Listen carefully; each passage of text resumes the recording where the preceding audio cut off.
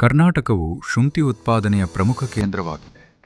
ಇದು ದಕ್ಷಿಣ ಪೂರ್ವ ಏಷ್ಯಾ ಮತ್ತು ಮಧ್ಯಪೂರ್ವ ದೇಶಗಳಿಗೆ ಗ್ರೇಡ್ ಎ ಗುಣಮಟ್ಟದ ಶುಂಠಿಯನ್ನು ರಫ್ತು ಮಾಡುವುದಷ್ಟೇ ಅಲ್ಲದೆ ದೇಶದಾದ್ಯಂತ ಪ್ರಯಾಗರಾಜ್ನಿಂದ ರಾಮೇಶ್ವರಂವರೆಗೆ ಹಾಗೂ ಗುಜರಾತ್ನಿಂದ ಬೆಂಗಾಲುವರೆಗೆ ಉತ್ತಮ ಗುಣಮಟ್ಟದ ಶುಂಠಿಯನ್ನು ಸಾಗಿಸುತ್ತದೆ.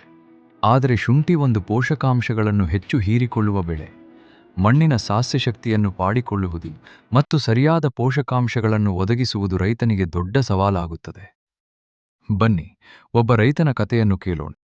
ನಮಸ್ಕಾರ ರೈತ ಮಿತ್ರರೇ, ನನ್ನ ಹೆಸರು ಬಸವರಾಜ್ ಅಂತ. ಹಾಸನ ಡಿಸ್ಟಿಕ್, ಅರಸೀಕೆರೆ ತಾಲೂಕು, ಜಾವಗಲ್ ಹೋಬಳಿ, ದೇಶಾಣಿ ಗ್ರಾಮ. ನಾವು ಮೂಲತಃ ಕೃಷಿಕರು. ನಾವು 10 ವರ್ಷದಿಂದ ಈ ಶುಂಠಿ ಬೆಳೆಯನ್ನು ಬೆಳ್ಕೊಂಬರ್ತಾ ಇದ್ದೀವಿ. ನಾವು ಈಗ ಹಿಂದೆ ಹೇಳ್ದಾಗೆ 10 ವರ್ಷದಿಂದ ಶುಂಠಿ ಬೆಳ್ಕೊಂಬರ್ತಾ ಇದ್ದೀವಿ. ನಮಗೆ ಯಾಕೆ ತಿಳಿಯುತ್ತೋ ಅದು ಬೆಳ್ಕೊಂಬರ್ತಾ ಇದ್ದೀವಿ.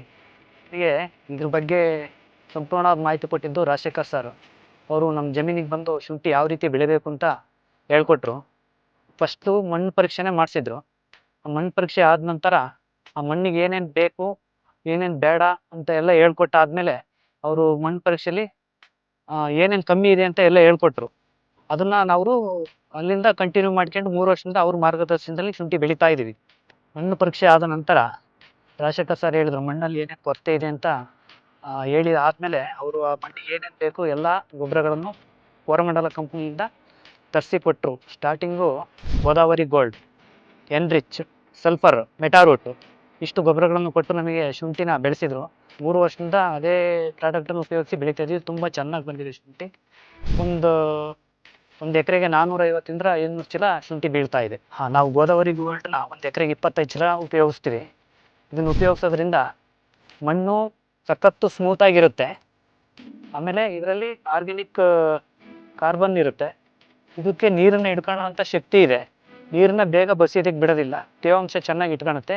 ಮಣ್ಣು ಸ್ಮೂತಾಗಿರುತ್ತೆ. ಮಣ್ಣನ್ನು ಆರೋಗ್ಯ ಕೆಡೋಕ್ಕೆ ಬಿಡೋದಿಲ್ಲ. ಮಣ್ಣು ತುಂಬ ಚೆನ್ನಾಗಿ ಶುಂಠಿ ಬೆಳವಣಿಗೆಗೆ ಮತ್ತು ಉತ್ತಣಿಕೆಗೆ ಒಂದು ಗುಣಿಗೆ ಫಸ್ಟು ಸ್ಟಾರ್ಟಿಂಗಿಗೆ 5-6 ಕಡ್ಡಿಗಳು ಹೊಡ್ತಾ ಬರುತ್ತೆ. ತುಂಬ ಚೆನ್ನಾಗಿ ಇದು ಹೆಲ್ತಿಯಾಗಿರುತ್ತೆ. ಕೋರಮಂಡಲ ಕಂಪ್ನಿ ಗೋದಾವರಿ ಗೋಲ್ಡನ್ನು ಉಪಯೋಗಿಸು. ನಾವು ಪ್ರತಿ ವರ್ಷ ಶುಂಠಿ ಬೆಳೆಯೋದ್ರಿಂದ ಮಣ್ಣಿನ ಫಲವತ್ತತೆ ಹಾಳಾಗಿ ಹೋಗ್ತಾ ಇದೆ. ನಾವು ಅದಕ್ಕೋಸ್ಕರ ಈ ಕೋರಮಂಡಲ ಕಂಪನಿಯ ಗೋದಾವರಿ ಗೋಲ್ಡನ್ನು ಭೂಮಿಗೆ ಹಾಕೋದ್ರಿಂದ ಭೂಮಿಯ ಫಲವತ್ತತೆ ಮತ್ತು ಅದರಲ್ಲಿರೋಂಥ ಜೀವಾಣುಗಳನ್ನೆಲ್ಲ ಜಾಸ್ತಿ ಮಾಡ್ತಾ ಹೋಗುತ್ತೆ. ಹಾಗಾಗಿ ನಾವು ಕೋರಮಂಡಲ ಕಂಪ್ನಿ ಗೋದಾವರಿ ಗೋಲ್ಡನ್ನು ಭೂಮಿಗೆ ಪ್ರತಿ ವರ್ಷ ಗೋಲ್ಡ್ ಜೊತೆ 1 ಎಕರೆಗೆ 5-6 ಚೀಲನ ಬೇವಿನ ಹಿಂಡಿ ಉಪಯೋಗಿಸ್ತೀವಿ. ಅದು ಎನ್ರಿಚ್ ಅಂತ. ಅದರಲ್ಲಿ ಹೊಂಗೆ ಹಿಂಡಿ, ಬೇವಿನ ಹಿಂಡಿ 2 ಮಿಕ್ಸ್ ಆಗಿ ಕೊಡ್ತಾರೆ. ಅದರಲ್ಲಿ ಗೋದಾವರಿ ಗೋಲ್ಡ್ ಜೊತೆ ಭೂಮಿಗೂ ಕೊಡ್ತೀವಿ.